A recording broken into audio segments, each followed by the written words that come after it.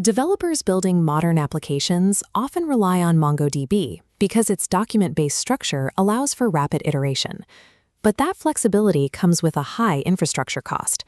Running MongoDB requires massive server clusters and replica sets, making it heavy and difficult to manage in small, local environments.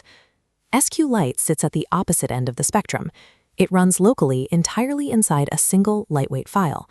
The trade-off is that SQLite usually forces data into strict, rigid relational rows and columns.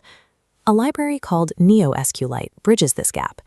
It operates as a specialized Python wrapper, specifically engineered to replicate PyMongo, the standard library Python developers use to communicate with MongoDB. When an application issues a NoSQL command, NeoSQLite intercepts it.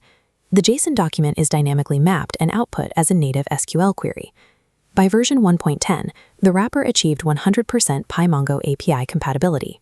Python scripts expecting MongoDB work with a single SQLite file. It replicates complex database behavior by using SQLite's internal logic. To mimic change streams, a MongoDB feature that monitors data for real-time updates, NeoSQLite uses native SQLite triggers. For multi-document transactions, it leverages SQLite's internal save point system to ensure data is written cleanly. While this logic successfully placed NoSQL flexibility into a relational file, the entire solution was trapped inside Python. Developers looking to use Node.js or standard database GUI tools were locked out. Standard MongoDB tools like MongoShell, the official command line shell, do not communicate with Python libraries. They expect to send network requests directly to a dedicated database server. Before attempting to break this barrier, the development team needed to ensure the underlying translation engine could handle high-speed requests without failing. In version 1.11, they deployed SQL translation caching. Instead of rebuilding every translation from scratch, the engine began caching parameterized SQL templates. This yielded a 10 to 30% speedup in query execution. Version 1.12 brought auto-vacuum. This automated system reclaims unused disk space the moment data is deleted, allowing a local file to maintain itself like an enterprise server. With the engine stabilized, the team shifted their strategy. They decided to reverse engineer the exact network language MongoDB uses to talk to its clients. They built NX27017, a server listening on port 27017, the default MongoDB client port. It intercepts incoming BSON OPMSG payloads, MongoDB's binary format and primary wire protocol. It parses these packets, translates them into Python calls, and executes them. By dropping down to the network layer, they created a universal adapter.